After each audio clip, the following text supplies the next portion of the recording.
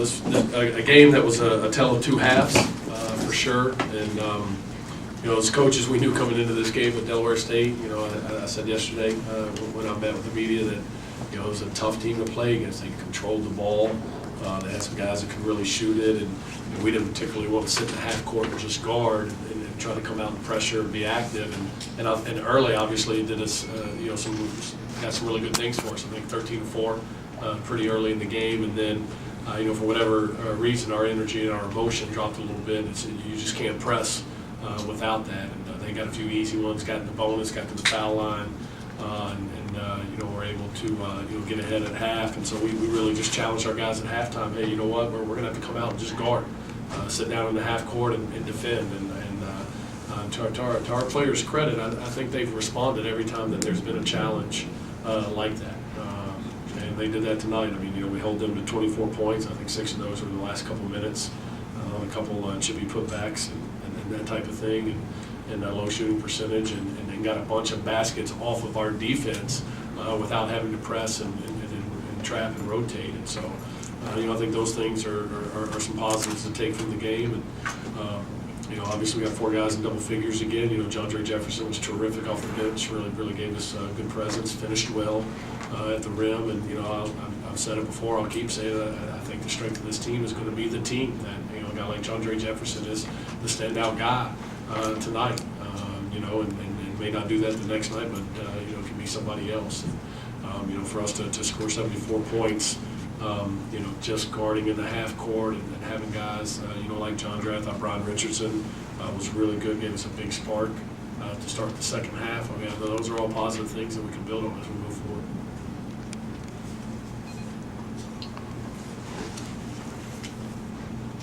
Darren, how big was it right at the beginning of the second half when Lakeem gets the steal at the dunk and then they called the technical on Oliver, which kind of put him on the bench for a split second?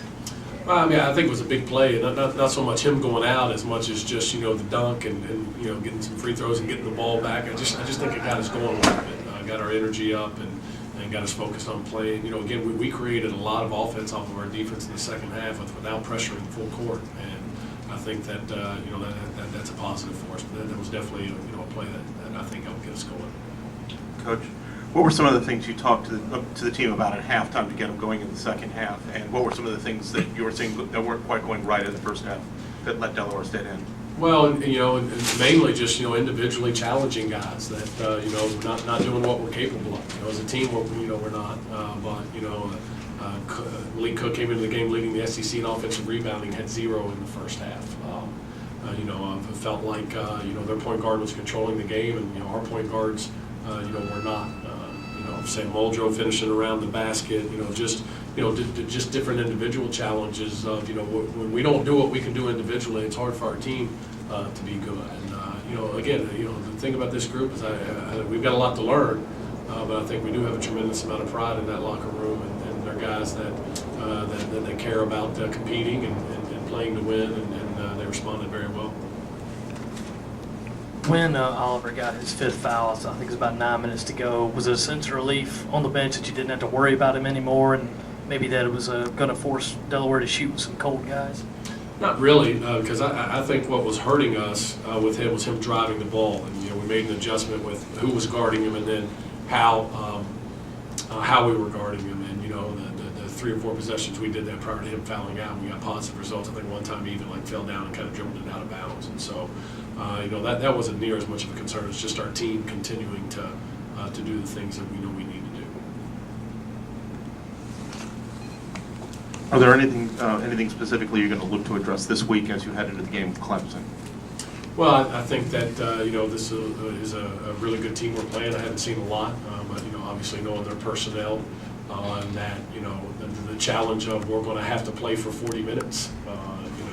Obviously a huge crowd. I think would make a big difference to get some energy and atmosphere in our building. But we're going to have to compete and play for 40 minutes, and we're going to have the kind of effort, performance, in terms of each individual bringing us what he can bring us. Like we did on the road at Western Kentucky, and but I think that's going to be key for our team. As we move forward when we get into playing better and better teams.